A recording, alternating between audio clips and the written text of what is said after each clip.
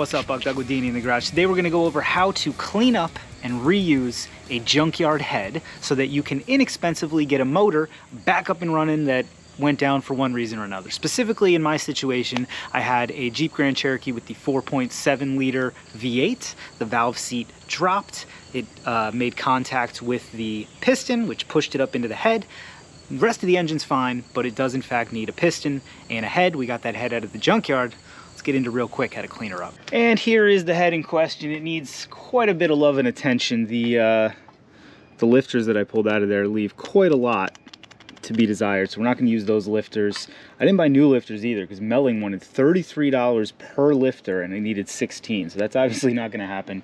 We'll reuse the ones that were in this thing. Y'all may remember from part one, they were all pretty good anyway, so send it. What we do have to do is remove this one fastener that I couldn't get out in the yard. I didn't have my torch with me. I think if we get her cherry hot, she'll probably slide right out. All right, friends, we're gonna try the small guns first, see if a vice grip and some heat can't get it out. No dice. I did try that in the junkyard though, so I didn't really think that was gonna go very far. Let's try a little more heat. And this time we'll spray her down with some penetrating fluid. It's mostly to kind of shock the rust that we just got nice and hot, cool it off quickly, and maybe break the bond between the cast iron and the bolt. But, again, she does not yield. What is a man to do? Well, move up to bigger guns. Can you guess what we're about to do?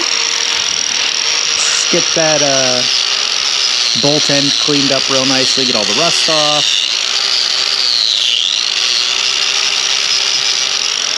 Is it becoming more clear? That's right, we're grinding a little spot so that we can make a good connection with our ground clamp, because we're going to burn a castled nut on there.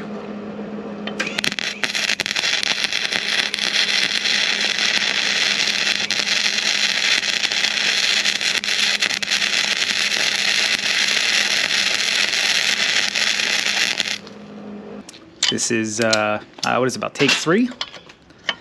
And you know what they say. If at first you do not succeed, weld again.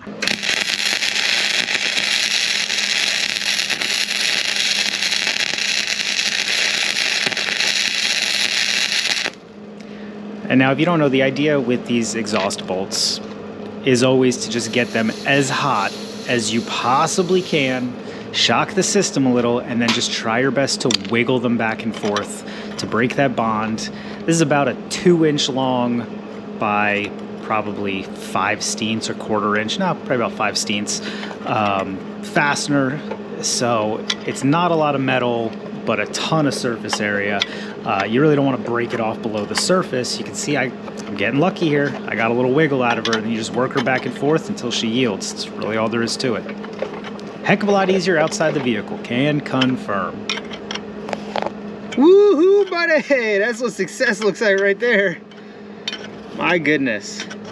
Hey, keep your castle nuts from your tie rods and everything. They're great for welding on to stuck-on nuts because they got the castellations, give you a nice place to, you know, jab your flux core into.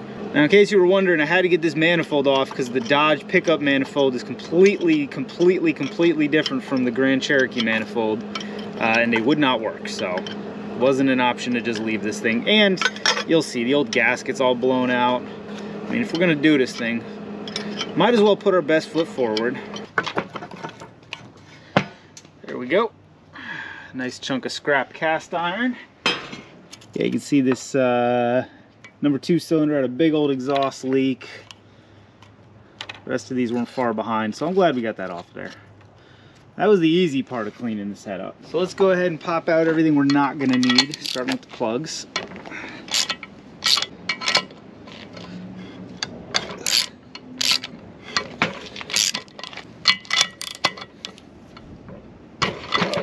Okay. Another treat. There you go.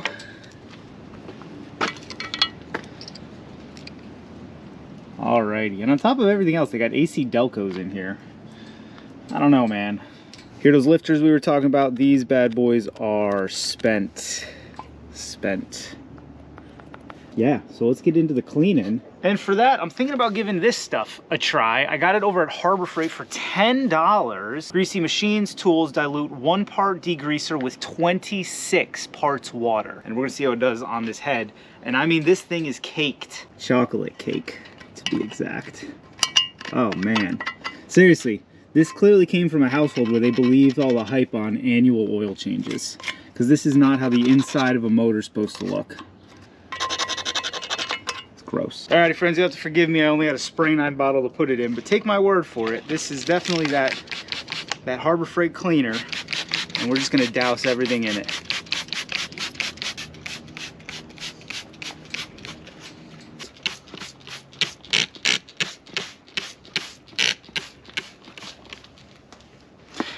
Now we wait. Ooh, buddy, can y'all hear it? Bubbling and popping away.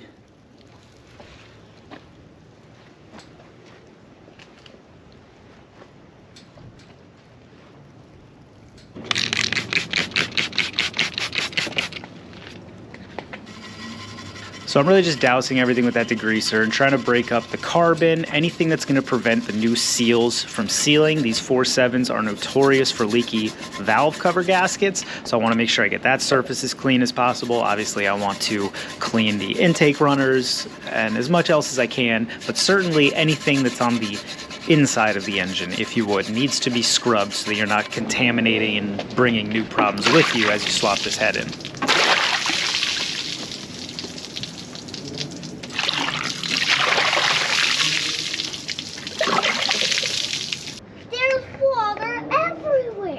I know, it's okay. If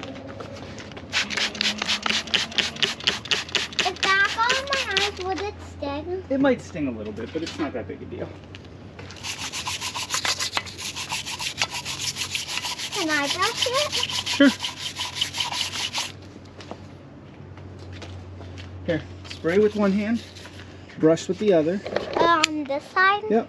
If you thought I was going to miss the opportunity to get the executive producer's hands a little dirty and cultivate a little bit more of her hopeful future love of internal combustion engines, you were How's it coming, wrong. baby? It's going good. Yeah? Doing a good job? I think I got a little bit on my pajamas. That's okay. You know what we'll do? As soon as we're done with this, we'll go inside and we'll put it right in the washing machine. How about that? Yeah, and I'll change pajamas. Yeah. You want to spray right there for me? Spray, Oh. spray.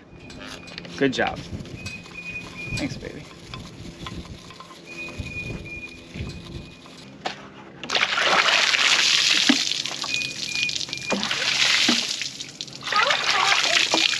It's not very hot, baby. Alrighty friends, if you are not familiar, that tool is a Carbide Scraper. It's one of the best tools for scraping gasket material. It's safer than a razor blade, it's more effective than a razor blade, it's quicker than a razor blade. It all around is just a better tool. When I say safer, safer for you and the head. Across the board, that's the tool you should be using. I will leave a link down below to some Lyle scrapers, 2 of them. That one that's the 1 inch, and then I think the 5/8 tiny scraper that comes in the kit.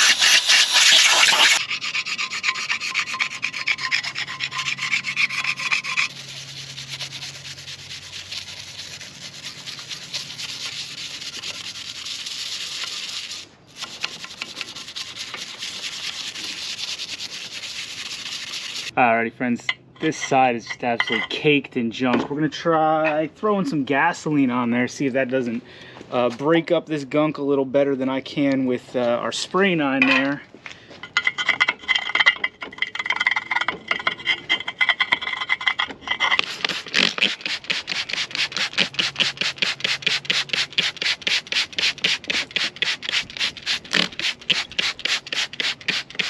Well, that worked pretty good.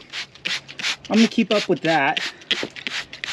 Alrighty friends, I'm gonna soak the original lifters in gasoline. I only had mixed gas on hand for like 2 days, so that if there's any gunk or buildup in there that would prevent them from operating as they should, hopefully we can melt it out. Then we'll soak them in new motor oil for a couple days as one does with new or clean lifters. I don't know if it's necessary or even a good idea, but that's the direction we're gonna go. I'll let you know how we make out. Alrighty friends, that's about all there is on this one. You may notice that the editing is a little bit jarring. Here's the long and the short of it on that Jeep. You'll notice it was parked right there. It's not anymore, right? Here's what happened. I did that video. I got the new piston put in. I was halfway through filming the rest of the video where we're gonna get it running and probably try to sell her. I had some crazy ideas with it, and I need a little space on the driveway, and I was like, let me see if someone will buy this half-finished project. And within a day, somebody came out of the woodwork like, yes, I will give you your asking price as long as you can prove to me that that cylinder you just put a new piston in is building compression. So we did the paper test where you sling it over. I was gonna video it, but it was cold, it was winter, I didn't get a chance to. So the long and the short of it is, y'all didn't get to see the end of that Jeep, but I didn't either. But we did what we set out to do. We saved it from the crusher, all right? We took it apart, we found out what was wrong with it, we got the parts out of the junkyard, got some inexpensive parts off Rock Auto, got the rotating assembly reassembled, and got the head cleaned up so that somebody else felt comfortable taking it that last quarter mile to the finish line. And I feel good about that. I feel good about that. I needed to make room for that pickup truck. And as some of you know, I'm pretty happy with that. The videos, if you're interested, that's a first-gen Dodge Dakota. We got her for 900 bucks. She needed a couple little things here and there, and we've been freshening her up on the channel. So I hope you can accept the ending of that Grand Cherokee. If you're interested in the videos on the Dodge Dakota, I have a video on that. Otherwise, I have plenty of videos in a Jeep Grand Cherokee playlist, which I'll leave. I also have a playlist all on the 4.7. So if you enjoyed this video, or if you're rebuilding the 4.7, I've been dealing with them for a good long time, and I got a whole bunch of videos on how to keep them on the road. All right, so by all means, check out another one of my videos. Leave me that comment down in the squawk boxes. Let me know what you think. Would you have done this, or would you have just been like, nope, sorry, cash that one and send her to the junker? Right? Leave me a comment. As always, thanks for watching. See you next time.